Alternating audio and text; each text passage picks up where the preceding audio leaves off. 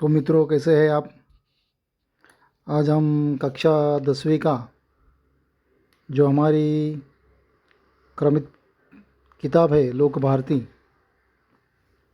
उसमें से पन्ना नंबर 10 पर एक जो पाठ है, पाठ क्रमांक 3, वहारे हमदर्द,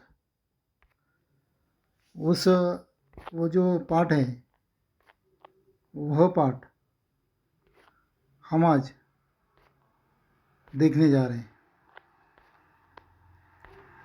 वो जो पाठ लिखा है, वह लिखा है घनश्याम अग्रवाल ने। घनश्याम अग्रवाल लिखित यह पाठ वहारे हमदर्द, यह एक क्या है, हास्य व्यंग्य है। हास्य व्यंग्य यह यानी समाज की किसी घटना पर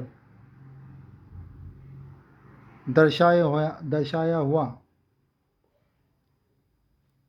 या दर्शाई हुई टीका। तो घनश्याम अग्रवाल ने की जो शैली है, घनश्याम अग्रवाल जी की लेखन शैली, उनकी लेखन शैली जब वे खुद अध्ययन करते थे, पढ़ते थे, उस काल से ही आरंभ हुई है। उनकी चौकस दृष्टि, आसपास घटने वाली घटनाओं का वो अपने अंदाज में क्या करते थे, उस घटना में हास्य को ढूंढकर उसे और भी रोचक एवं मनोरंजक बनाते थे। और वह कहानी के रूप में लोगों के सामने लाते थे। सिर्फ वो कहानी ही लिखते थे क्या? नहीं, तो वह एक हास्य कहानी के साथ साथ हास्य कविता भी वह लिखते थे। और समाज में जो व्यंग्य है, उन व्यंग्यों पर मनोरंजनात्मक रीति से वे क्या करते थे, प्रकाश डाला करते थे। अभी इस कहानी को हम पहले अच्छी तरह से पढ़ेंगे। देखिए बच्चों, पन्ना नंबर 10 पर पाठ नंबर 3, वहारे हमदर्द, घनश्याम अग्रवाल। जैसे कि इनका परिचय हमने थोड़ा सा देखा है। जन्म इनका 1942 में अकोला, महाराष्ट्र में हुआ। परिचय: घनश्याम अग्रवाल जी की रुचि अध्ययन काल से ही लेखन में विकसित हुई। अपने आसपास की प्रत्येक स्थिति या घटना में हास्य ढूंढकर उसे धारदार व्यंग्य में डालना आपके लेखन की विशेषता है। आप अखिल भारतीय मंचों पर हास्य व्यंग्य कवि के रूप में भी लोकप्रिय है। आपने कौन कौन सी प्रमुख कृतियाँ हमें दी है या पढ़ने के लिए दी है या प्रसिद्ध हुई है? तो वह है हंसी घर के आईने, हास्य व्यंग्य, आज़ादी की धूम, आई एम सॉरी हास्य कविता संग्रह, अपने अपने सपने लघु कथा संग्रह इत्यादि। अभी ये जो पाठ है, गद्य है, प्रस्तुत हास्य व्यंग्य निबंध में लेखक ने दुर्घटना के माध्यम से विनोद को बड़े ही रोचक ढंग से व्यक्त किया है। हमदर्दी भी कभी कभी किस तरह पीड़ादायी बन जाती है, यह बहुत ही सुंदर तरीके से दर्शाया है। हमदर्दी यानी सहानुभूति। तो हम इसको पहले पढ़ेंगे, कुछ पैराग्राफ हम पढ़ेंगे, उसको देखेंगे, फिर अगले भाग में अगले पैराग्राफ हम पढ़ेंगे। तो आपके सामने किताब होगा और आप भी उस पाठ पर पन्ना नंबर 10 पर आए होंगे। वारे हमदर्द, घनश्याम अग्रवाल। उस दिन जब मैं पूंजीवादी और समाजवादी अर्थव्यवस्था पर भाषण सुनकर आ रहा था तो सामने से एक कार आ रही थी। भाषण के प्रभाव से मेरी साइकिल को अधिक जोश आया या कार को गुस्सा अधिक आया, यह मैं निश्चित रूप से नहीं कह सकता। किंतु मेरी साइकिल और वह कार जब करीब आए तो विरोधियों की तरह एक दूसरे को घृणा की नज़रों से देखते हुए आपस में भिड़ जाए आपस में जा भिड़े। मैंने खामखा पूंजीवाद और समाजवाद के झगड़े में टांग अड़ाई। फलस्वरूप मेरी टांग टूट गई। दुर्घटना के बाद आज भी इंसानियत कायम है, यह सिद्ध करने के लिए कुछ लोग मेरी तरफ दौड़े।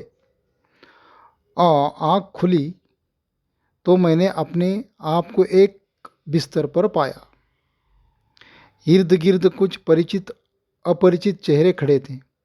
आँख खुलते ही उनके चेहरों पर उत्सुकता की लहर दौड़ गई। मैंने कराहते हुए पूछा, मैं कहाँ हूँ? आप सार्वजनिक अस्पताल के प्राइवेट वार्ड में हैं। आपका एक्सीडेंट हो गया था, सिर्फ पैर का फ्रैक्चर हुआ है। अब घबराने की कोई बात नहीं। एक चेहरा इतनी तेजी से जवाब देता है, लगता है मेरे होश आने तक वो इसलिए रुका रहा। अब मैं अपनी टांगों की ओर देखता हूँ। मेरी एक टांग अपनी जगह पर सही सलामत थी और दूसरी टांग रेत की थैली के सहारे एक स्टैंड पर लटक रही थी। मेरे दिमाग में एक नए मुहावरे का जन्म हुआ, टांग का टूटना। यानी सार्वजनिक अस्पताल में कुछ दिन रहना। सार्वजनिक अस्पताल का ख्याल आते ही मैं कांप उठा। अस्पताल वैसे ही एक खतरनाक शब्द होता है, फिर यदि उसके साथ सार्वजनिक शब्द चिपका हो तो समझो आत्मा से परमात्मा के मिलन होने का समय आ गया। अब मुझे यूँ लगा कि मेरी टांग टूटना मात्र एक घटना है और सार्वजनिक अस्पताल में भर्ती होना दुर्घटना। टांग से ज़्यादा फिक्र मुझे उन लोगों की हुई जो हमदर्दी जताने मुझसे मिलने आएंगे। ये मिलने जुलने वाले कई बार इतने अधिक आते हैं और कभी कभी इतना परेशान करते हैं कि मरीज का आराम हराम हो जाता है। जिसकी मरीज को खास ज़रूरत होती है। जनरल वार्ड का तो एक नियम होता है कि आप मरीज को एक निश्चित समय पर आकर ही तकलीफ दे सकते हैं, किंतु प्राइवेट वार्ड यह तो एक खुला निमंत्रण है कि हे मेरे परिचितों, रिश्तेदारों, मित्रों, आओ, जब जी चाहे आओ, चाहे जितनी देर रुको, समय का कोई बंधन नहीं। आपने सारे बदले लेने का ही यही वक्त है। बदले का बदला और हमदर्दी की हमदर्दी।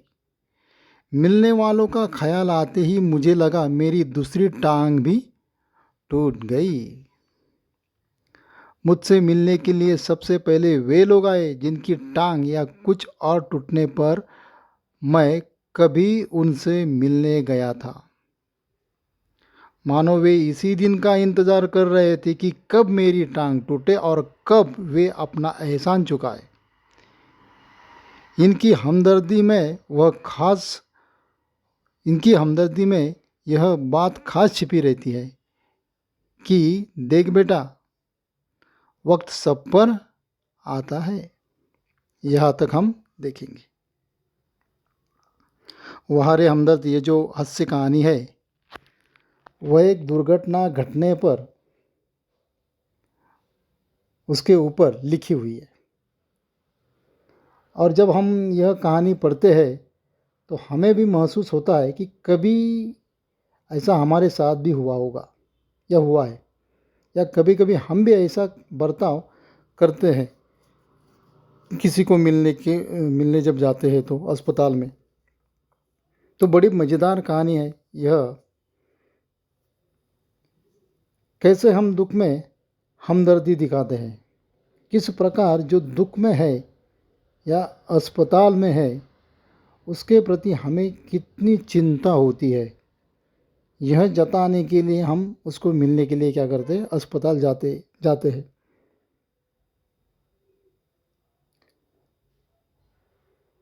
तो वैसे ही यह लेखक जो है, वह लेखक एक दिन क्या होता है,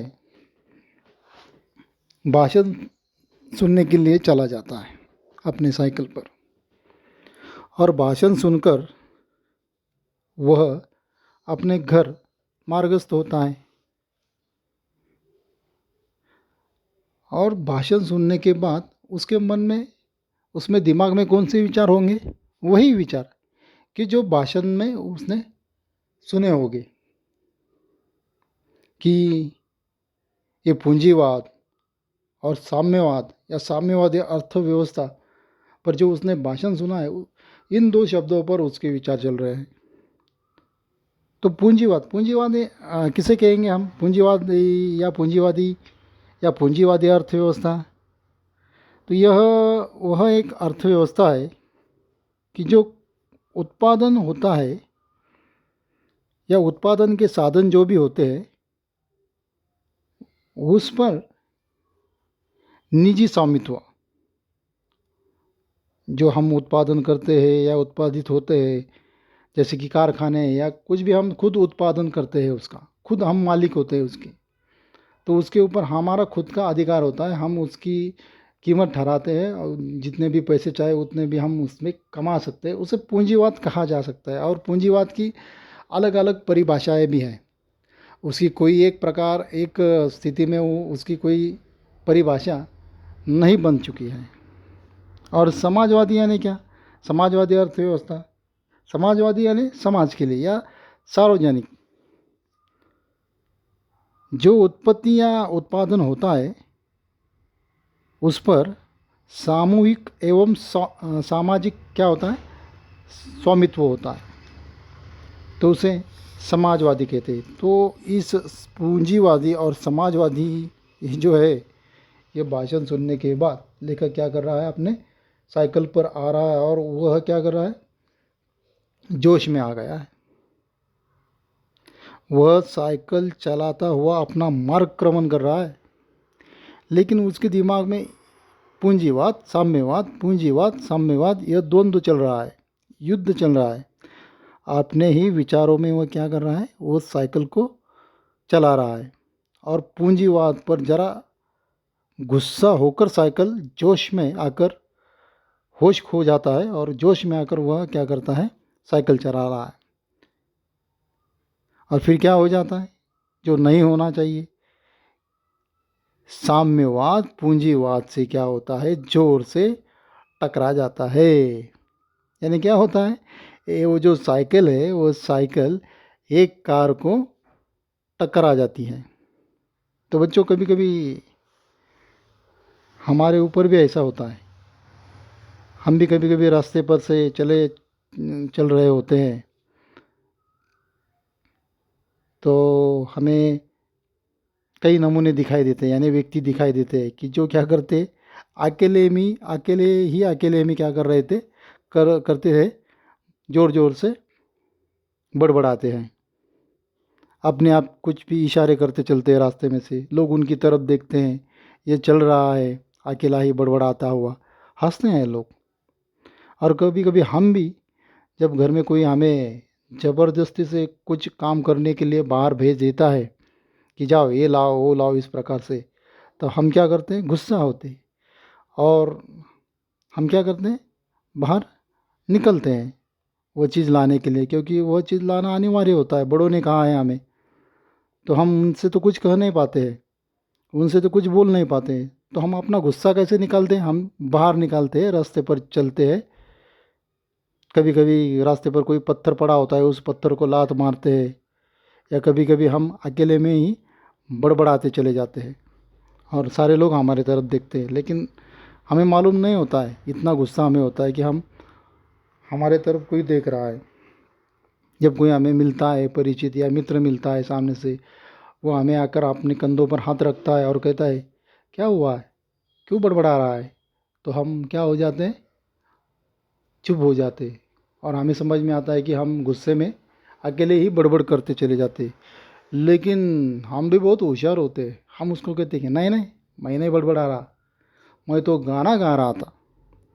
तो इस प्रकार से उस भाषण का असर, प्रभाव उस लेखक पर होता है, और साइकिल चलाते चलाते वह एक कार से टकरा जाता है। और कार से टकरा जाने के बाद उनकी जो एक टांग है, वो टांग क्या हो जाती है, टूट जाती है। और टांग टूट जाने के बाद जैसे कि कोई अपघात रास्ते पर होता है, अपघात होने पर हमारा कर्तव्य क्या है कि जो भी जिसे भी क्षति पहुंची है, जिसकी भी हानि हुई है, पहले उस व्यक्ति को जल्द से जल्द एम्बुलेंस बुलाकर, एम्बुलेंस का क्रमांक भी हमें मालूम है, 108 को अगर हम फ़ोन करते हैं तो एम्बुलेंस जल्द से जल्द आती है। तो पहला काम क्या करना होगा हमें कि जब कोई रास्ते पर अपघातग्रस्त है तो उसे पहले हमें अस्पताल भर्ती कराना है। वहाँ रुककर हमें ये कैसा हुआ, क्यों हुआ, किसकी गलती है, यह नहीं सोचना है। तो पहले जो भी ज़ख्मी है उसको हमें क्या करना होगा, अस्पताल में भर्ती करना होगा। तो उसी प्रकार से भी यह जब लेखक गिर जाते हैं साइकिल पर से, भीड़ इकट्ठी होती है और भीड़ इकट्ठी होने तक उनकी आंखें खुली रहती है।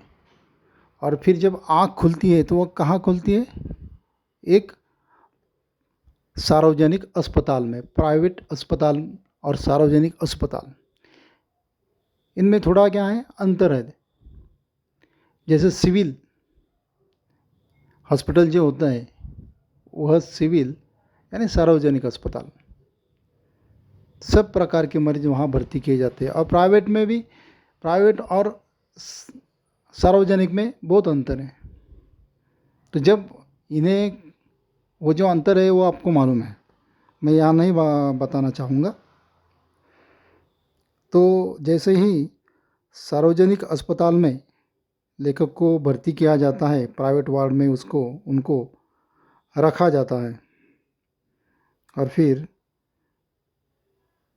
धीरे धीरे जब वे बिस्तर पर सोए हुए हैं, उनके आसपास कोई परिचित अपरिचित चेहरे या लोग उनके आसपास है कि घटना घटने के बाद उनके घर पर भी कहा गया होगा, उनके मित्रों को भी बुलाया गया होगा, या जिन्होंने अस्पताल में भर्ती किया है अपरिचित लोग भी वहाँ खड़े हैं कि जैसे ही लेखक को भर्ती किया जाता है, लेखक की टांग टूटी है, उनके ऊपर अब क्या चल रहा है, इलाज उनका चल रहा है, तो धीरे धीरे लेखक की आँख खुल जाती है। और आँख खुलने पर दर्द होता है, टांग टूटने के बाद दर्द हो रहा है उन्हें। और फिर वह देखते हैं और पूछते हैं कि मैं कहाँ हूँ। तो जैसे ही लेखक यह पूछते हैं कि मैं कहाँ हूँ, कि एक जो बंदा है वह झट से जवाब दे जाता है, आप सार्वजनिक अस्पताल में हैं। और कहाँ है, तो एक प्राइवेट वार्ड में है, आपका अपघात हुआ था और आपकी एक टांग क्या हुई है, टूट गई है। तो होश आते ही मुझे यह कहा जाता है, यानी किसको, लेखक को। और वह देखते हैं कि एक मेरी टांग तो सही है और दूसरी टांग, उस टांग को क्या किया है, ऊपर लटकाया गया है। और कैसे लटकाया गया है उस टांग को, उस एक टांग को क्या किया है, रेती की जो गठरी होती है या रेती की थैली जो होती है, उसके सहारे एक स्टैंड पर लटकाया गया है, जिसे हम क्या कहते हैं, ट्रैक्शन। इस प्रकार से उनको क्या हुआ, लगाया हुआ है, ट्रैक्शन लगाया हुआ है। और जैसे ही उनकी टांग वो देखते हैं और उनके मन में ख्याल आता है कि सार्वजनिक अस्पताल में हूँ, तो टांग टूटने के बजाय उन्हें ज़्यादा दुख किस बात का होता है कि मैं अब सार्वजनिक अस्पताल में हूँ। ये टांग टूटना यह घटना हुई है, और दुर्घटना उन्हें कैसा लगता है कि दुर्घटना यह है कि उन्हें सार्वजनिक अस्पताल में भर्ती किया गया है, क्योंकि उन्हें सार्वजनिक अस्पताल का चाल चलन, वहाँ के मरीजों का साथ का बर्ताव ये मालूम है। इसलिए वो क्या होते हैं, घबरा जाते हैं। तो उन्हें ऐसा लगता है कि अभी जल्दी से मेरा परमात्मा का मिलने का समय आ गया। तो इस प्रकार से वह मन ही मन सोच रहे हैं कि अभी यहाँ क्या होगा अस्पताल में। तो धीरे धीरे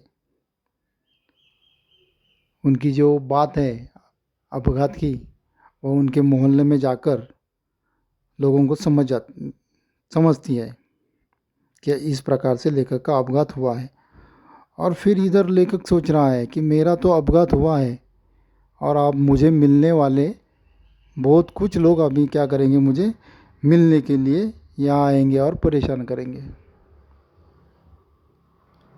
तो क्या होता है, कभी कभी जब कोई हमारा सगा या रिश्तेदार या मित्र इस प्रकार की घटना उसके साथ होती है, तो हमें थोड़ी चिंता होती है, और हम हमदर्दी जताने के लिए, सहानुभूति जताने के लिए कि मुझे तेरी कितनी चिंता है, मैं तेरे कितना पास में हूँ, या मैं तुझे कितना प्यार करता हूँ, यह जताने के लिए हम क्या करते हैं, उसको मिलने के लिए अस्पताल चले जाते हैं। 5 रुपए का पार्ले के बिस्किट का पूड़ा लेकर उसके साथ चले जाते हैं अस्पताल देखने के लिए। तो इस प्रकार से सोच रहा है लेखक कि अभी मुझे मिलने वाले बहुत सारे लोग आएंगे, और वो सोचता है कि मैं तो प्राइवेट वार्ड में हूँ, यहाँ तो कोई भी कभी भी आ सकता है प्राइवेट वार्ड में, इसके ऊपर कोई निर्बंध नहीं है। जनरल वार्ड में तो निर्बंध होते हैं, क्योंकि और भी मरीज़ होते हैं, उनको भी तकलीफ़ होती है, तो एक समय दिया होता है कि ये 1 घंटे में आप इस मरीज़ को मिल सकते हैं। लेकिन प्राइवेट वार्ड में वैसा कुछ नहीं होता है, क्योंकि प्राइवेट वार्ड में वही एक मरीज़ वहाँ होता है, पेशेंट होता है। तो लेखक और भी मन ही मन क्या हो जाता है, घबरा जाता है कि अभी मुझे बहुत सारे लोग मिलने के लिए आएंगे, और मुझे बहुत देर समय तक अभी क्या करना पड़ेगी, इनकी बातें सुननी पड़ेंगी, कैसा हुआ क्या हुआ देख कर नहीं चल सकते क्या, ऐसा वैसा ये करो वो करो, और फिर मैं क्या हो जाऊंगा, परेशान हो जाऊंगा। तो इस प्रकार से लेखक मन ही मन यह सोच रहा है कि और कैसे मुझे हमदर्दी जताने के लिए हमदर्द मुझे मिलने के लिए आएंगे। तो इस प्रकार हमने यहाँ तक देखा है। आगे का जो पाठ है आप वह पाठ पढ़ेंगे अच्छी तरह से, और आगे के भाग में हम इस पाठ को क्या करेंगे, अच्छी तरह से फिर इसका विश्लेषण करेंगे। धन्यवाद।